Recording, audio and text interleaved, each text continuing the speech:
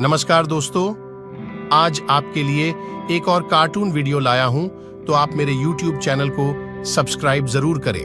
भगवान आपकी हर इच्छा पूरी करे। अब हम स्टोरी शुरू करते हैं जो इस प्रकार से है।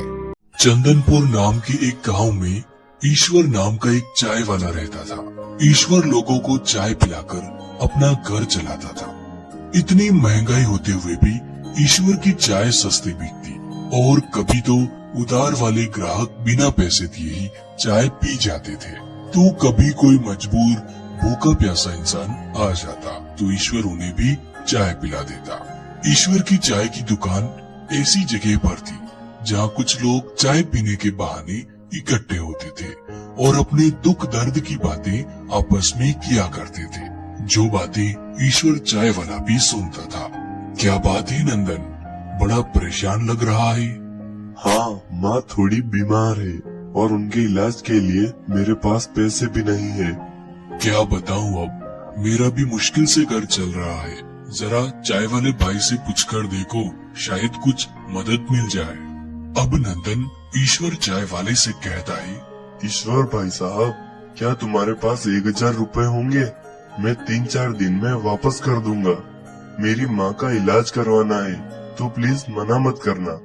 अब ईश्वर इतना पैसे वाला कहाँ था जो लोगों को उधार देता फिरे। फिर भी उसने कुछ रुपए बचा कर रखे थे। ठीक है, ये लो।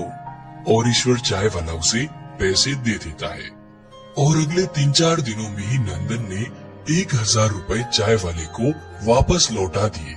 अब ईश्वर पैसे लेकर अपने जेब में रखने ही वाला था कि तभी वहाँ पर एक और आदमी आ जाता है। ईश्वर भाई साहब, महेश बता रहा था कि आपने नंदन को 1000 रुपए की मदद की थी।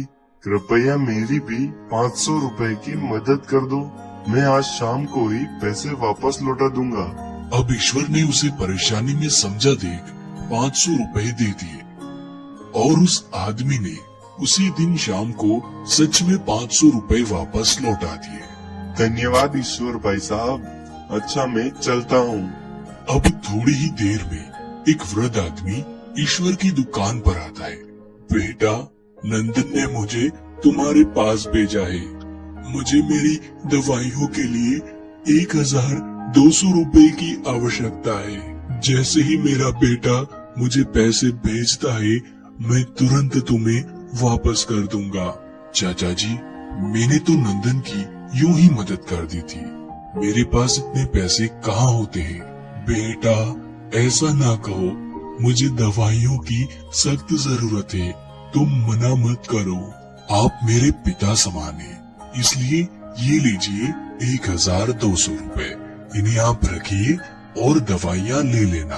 अब उस वृद्ध व्यक्ति ने पैसे लिए और चला गया। ईश्वर को अब थोड़ा डर भी था कि कहीं उसके पैसे डूब न जाए, मगर अगले 4-5 दिनों में ही वह वृद्ध व्यक्ति आता है और ईश्वर को 500 रुपए के 3 नोट देता है। ईश्वर नोट को गिनकर बोलता है, चाचा जी, ये तो 1500 रुपए है। आप तो 1200 रुपए लेकर गए थे ना?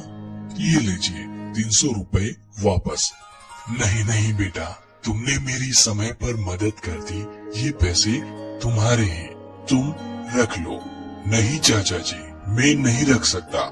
अरे रख लो भाई, मुझे कभी और जरूरत पड़ सकती है। ठीक है, आप कहते हैं तो मैं रख लेता हूँ। अब धीरे धीरे लोगों को पता चलता गया कि ईश्वर चाय वाला पैसे देकर लोगों की मदद करता है। तो जिनको पैसों की जरूरत होती, वो ईश्वर से पैसे उधार मांगने चले आते।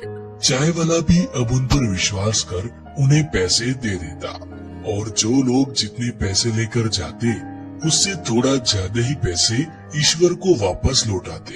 ईश्वर भी उन्हें तोहफा समझकर वो पैसे रख लेता।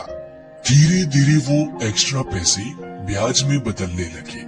लोग ईश्वर से उधार लिए पैसों पर ब्याज देने लगे और इस तरह समय की गाड़ी चलती रही और ईश्वर पर स्वयं ईश्वर की कृपा होने लगी।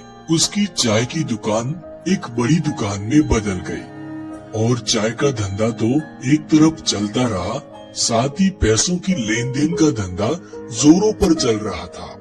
लोग चाय पीने कम पैसे ब्याज पर लेने ज्यादा आने लगे। धीरे धीरे ईश्वर ने अपने गांव में ही नहीं बल्कि दूर दूर तक अच्छी खासी इज्जत बना ली और अपना नाम कर लिया।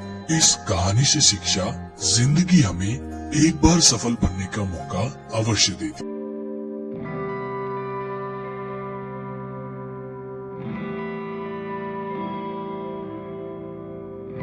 मैं आप सभी बंधुओं से आशा करता हूं कि आप सभी को यह वीडियो अच्छी लगी होगी और मैं आपसे पुनः आग्रह करता हूं कि जिन्होंने अभी तक मेरे YouTube चैनल को सब्सक्राइब नहीं किया है वह कृपया मेरे इस हिमकाट YouTube चैनल को सब्सक्राइब करें। धन्यवाद। भगवान आपको खुश रखे।